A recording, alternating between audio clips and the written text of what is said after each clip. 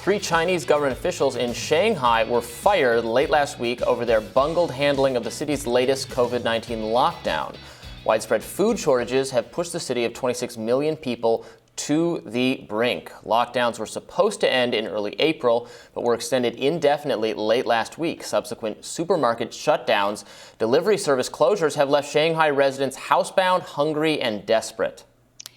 Now, the pictures you see here, that is 16 days, that food right there, 16 days worth of government food rations provided to NYU Shanghai professor Rodrigo Zeidan's family of three since first entering lockdown in March. Rodrigo says he and his neighbors have been forced to collectively barter for food from wholesale sellers.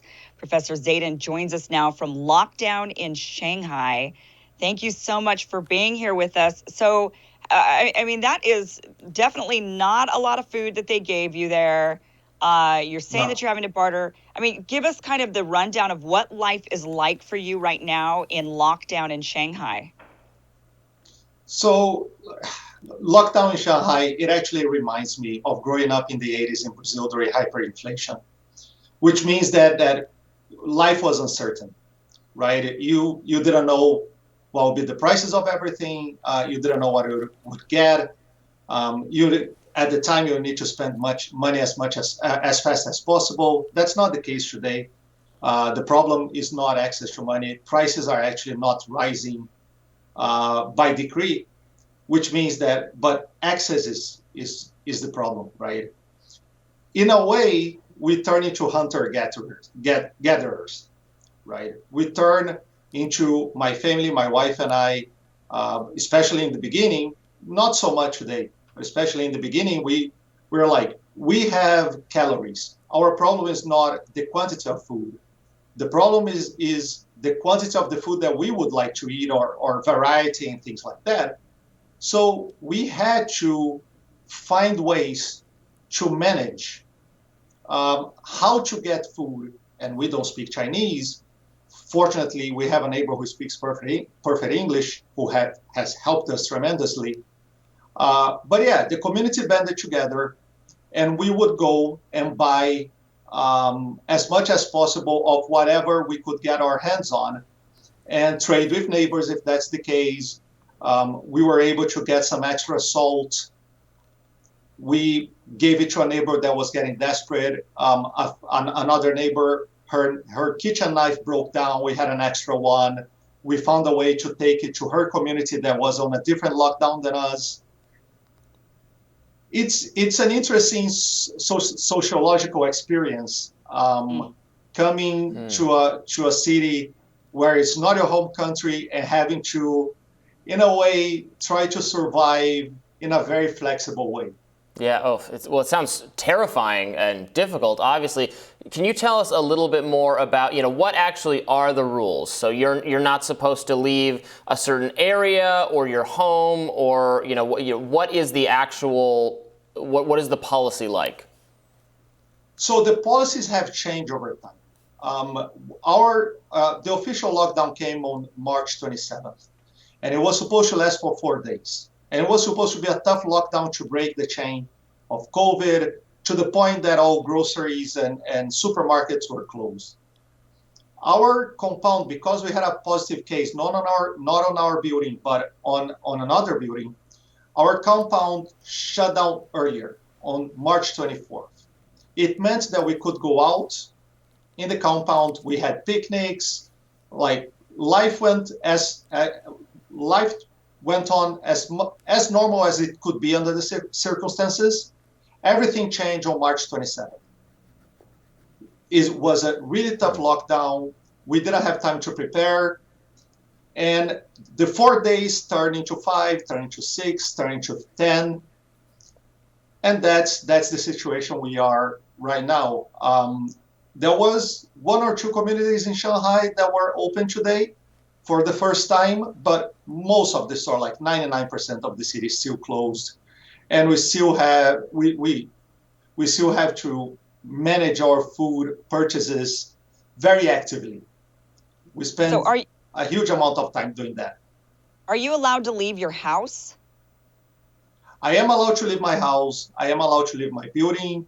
What happens is that I live in a high-end compound, a much better situation than migrant workers and the poor citizens in Shanghai. But people are not doing that. It's not that we cannot walk around our compound. Some people do. There is somebody playing mini golf in the lawns in the compounds. But people are self-isolating, especially people in my building, because we have now cases in almost half of the buildings, and they are all sealed off. We really don't want to be in that situation, right? We don't want to be sealed off in a way that we're not allowed to leave our apartments. So people can get out of their buildings and walk around the compound, but we mostly keep to ourselves. We can. If we really want to, we can. But most people don't. Well, over the past few days, multiple videos purported to show angry Shanghai residents protesting against the lockdowns. So these have emerged. Bloomberg reports that some of the videos were removed from Chinese social media. So could you tell us more about the attitudes toward these lockdowns where you are? And have you seen any protesting? How do the people, that you've talked to feel about this at this point? Most people that I know are immensely frustrated. There is this belief in the U.S. that people in China don't protest. It's the opposite, right? Protest is how people voice their concerns in China. You do not protest against the central government, of course, but it's the way that you keep local politicians in check, right? So protests, the protests that you are seeing, these are part and parcel of the usual way that Chinese people go about getting some accountability into their political system as much as they can, given that this is not a democracy, right? So that's why sometimes politicians that are afraid of those protests and they answer to their bosses, they will set up drones and tell, please stay calm, we're trying to deal with it as much as possible and things like that. But yeah, people are immensely frustrated. People understand the goals of the government, but nobody wants to go through that with children. And again, my network is of relatively wealthy people. So the lockdown is not as bad for us as it is to the poorer citizens of the city. And do people think zero COVID is a viable strategy? Zero COVID being something that most of the rest of the world has entirely given up on. Most of our more kind of pro-lockdown or pro-mitigation authorities in the U.S. admit that that's not what we're striving for. But the Chinese government is a very notable going in a different direction, kind of is still keeping to it. How do the people feel about that policy? Does it seem reasonable to people?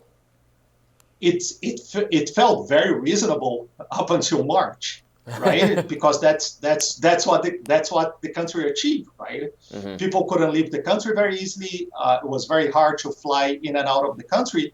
But other than that, everything was open. Shanghai was fully open. Nobody was masking anywhere. Nightclubs were full, restaurants were full, movie theaters, life was normal, was teaching, not a problem. So up until this lockdown, yes, people were very supportive of the COVID zero strategy.